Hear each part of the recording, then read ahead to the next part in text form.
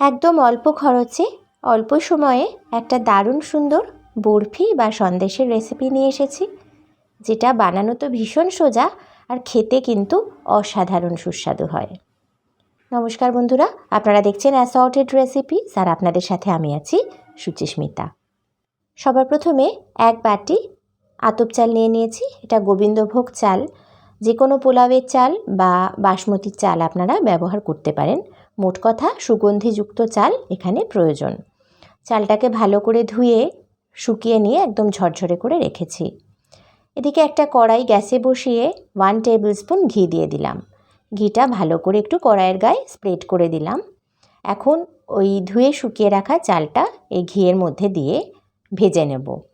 ফ্লেমটা একদম লো করে দিতে হবে, যাতে কোনোভাবেই চালটা পুড়ে না যায়।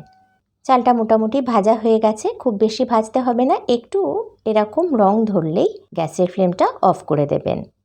ওই কড়াইতে যতটা ঘি লেগে আছে তার মধ্যে আমি অল্প একটুখানি কাজু বাদাম আর অল্প একটুখানি আমন্ড বাদাম দিয়ে দিলাম।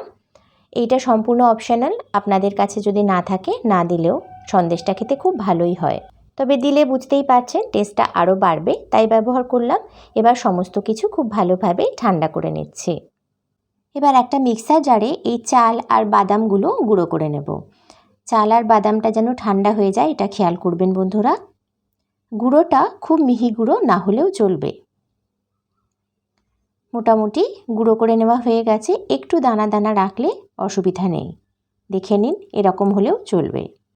এদিকে ওই কড়াইটা আবার গ্যাসে বসিয়ে দিয়ে অল্প একটুখানি জল দিয়ে দিলাম। এবার যে বাটিতে মেপে চাল নিয়েছিলাম সেই বাটিতে মেপে 2 বাটি দুধ দিয়ে দিচ্ছি। মানে যতটা চাল ঠিক তার ডাবল দুধ দিতে হবে। এখানে আমি আগে থেকেই ফুটিয়ে ঘন করে রাখা সরসমের দুধ দিয়ে দিয়েছি, আর দিয়ে দিলাম অল্প একটু মিল্ক পাউডার। এখানে 4 চামচের মতন মিল্ক পাউডার আছে, এটাও অপশনাল, তবে দিলে টেস্ট ভালো হয় তাই ব্যবহার করলাম। হাতের কাছে থাকলে দেবেন, না থাকলে নয়। দুধটা ফুটে যাওয়ার পর চালের যে গুঁড়োটা করে রেখেছিলাম সেটা এর মধ্যে দিয়ে দিচ্ছি। ফ্লেমটা একেবারে লোতে করে দেবেন আর ক্রমাগত নাড়তে হবে, কারণ চালটা সাথে সাথে প্রায় দুধটাকে অ্যাবসর্ব করে নিয়ে ঘন হতে শুরু করে। এখন ওই একই বাটিতে মেপে 1 বাটি দিয়ে দিলাম গুড়ের বাতাসা। এখানে বলে দিই বন্ধুরা, আপনারা চিনিও ব্যবহার করতে পারেন, বাতাসা মিছরি যা খুশি ব্যবহার করতে পারেন, তবে 1 বাটি পরিমাণ দিলে মাপটা ঠিকঠাক হবে। তবে আপনারা যদি আরেকটু বেশি মিষ্টি পছন্দ করেন তাহলে আরও একটু দিয়ে দিতে পারেন। সামান্য একটু নুন দিয়ে দিলাম টেস্টটা ব্যালেন্স করার জন্য। আর দেখুন এটা কিন্তু একদম শুকিয়ে উঠছে। আরও অল্প একটু ঘি দিয়ে দিলাম। এটা হাফ টেবিল স্পুন দিলাম, অর্থাৎ 1 চা চামচের মতন ঘি আমি এখানে দিলাম।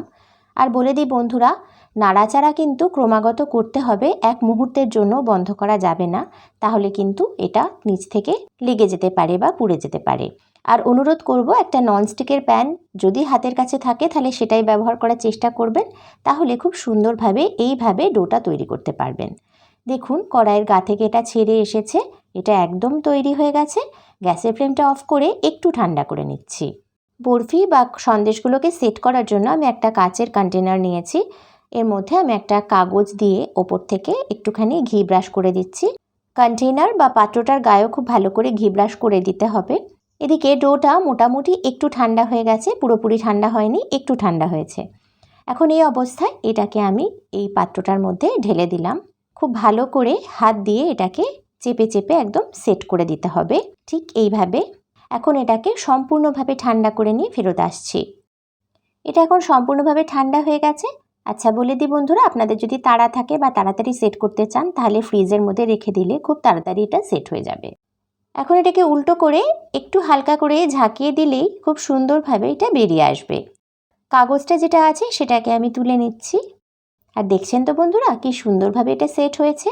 এবার এটাকে পছন্দের শেপে কেটে নিতে পারেন। যদি মনে করেন তাহলে ছুরিটাতে একটুখানি ঘি মাখিয়ে নেবেন, যদি কাটতে অসুবিধা হয়, কোনোভাবে লেগে যায়, তাহলে এটা করলেই কাজটা হয়ে যাবে। আর দেখছেন তো বন্ধুরা কি সুন্দরভাবে সন্দেশটা তৈরি হয়েছে। আমি একটু লম্বা লম্বা করে এগুলো কেটে নিচ্ছি। যেহেতু এই সন্দেশটা তৈরি করতে দুধ ব্যবহার করা হয়েছে তাই খেতে এটা অসাধারণ হয়। তবে বাইরে খুব বেশি দিন এটা সংরক্ষণ করতে পারবেন না, 1 থেকে 2 দিন এটা ঠিক থাকবে। ফ্রিজে রাখলে মোটামুটি সপ্তাহখানেক এটা রেখে খেতে পারবেন। সন্দেশটা এতটাই সুন্দর হয় আর এতটাই টেস্টি হয় যে একবার যদি বানিয়ে খান বারবার বানানোর অনুরোধ আসবেই। একটু ভেঙে দেখিয়ে দিচ্ছি, দেখুন এটা কতটা পারফেক্ট হয়েছে আর কতটা সুন্দর হয়েছে।